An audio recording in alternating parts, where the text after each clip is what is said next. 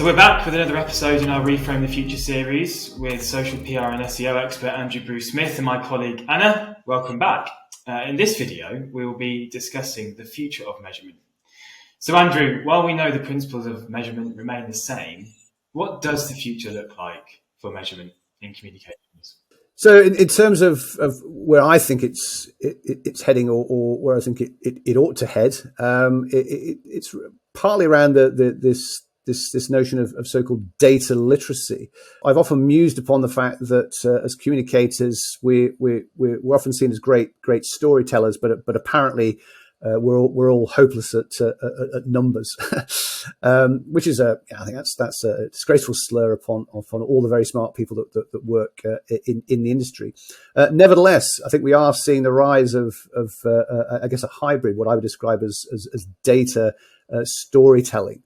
And maybe I went to the wrong school, but I'm not aware of anyone who was told how to tell stories with numbers. And that operates, I think, in the PR world in various areas. It operates in terms of the data, the evidence, the numbers we actually use to help support, construct our communications approaches, how that might shape and inform the message itself, the creative itself.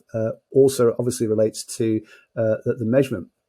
On the measurement piece, I think it's more about data literacy in the sense of, I think everyone working in comms ought to have at least a basic understanding of some basic mathematical and statistical concepts. Now, I know when I start to talk about this, eyes may glaze over, or people run for the door.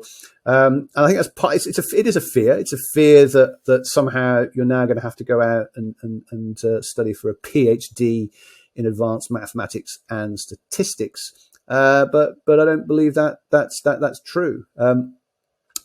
Concepts such as probability, I've said before that maybe as human beings we're not intuitively good at it, but we clearly routinely attempt to make use of it. How many clients have asked us over the years, how likely is that campaign to succeed?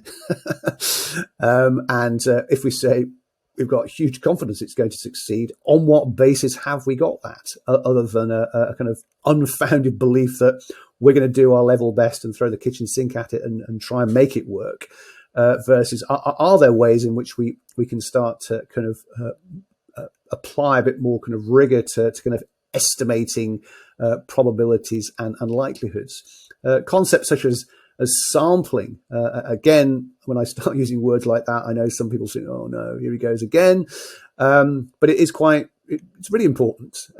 If we're going to make use of data, and that data is sampled and estimated, and let's be brutally honest, I think virtually every tool you could conceivably want to use, the data we're looking at is generally not 100% precise or accurate. And I know that disturbs people. They have this desire that it has to be perfect, otherwise it's completely invalidated. And of course, that's not true.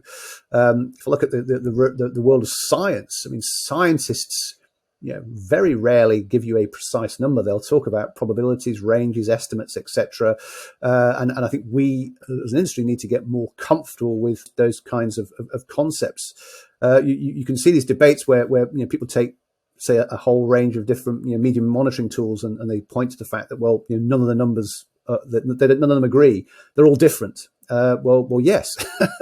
But then I can point to platforms like Facebook, where literally every number or metric you see in Facebook is just an estimate.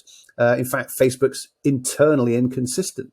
If you were to look at the numbers shown to you for, say, visits to your Facebook page in the web app, export exactly the same data using the spreadsheet, and you might naively think, well, it's the same time frame, it's exactly the same metric, those numbers should be the same, shouldn't they? Well, they're not. They're different. Now, how different are they? There's a margin of error, and people say, well, how can that be possible? Because Facebook in the small print tells you that everything is an estimate based on a sample.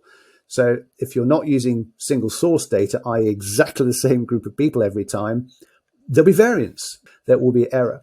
So that's just a small element of this. I think my kind of mission to get sort of people everywhere in the industry just to pay a little bit more attention to some of these concepts. As I say, it does not mean that you have to go out and get a PhD.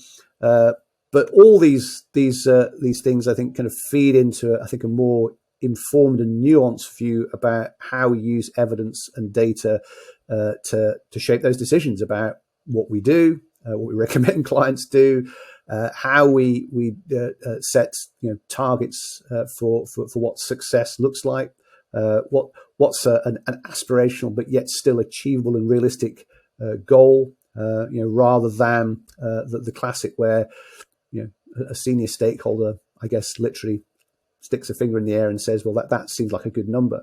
And another great book to read came out very recently is called Bad Data, written by Georgina Sturge, who is still currently the head of statistics with the House of Commons Library.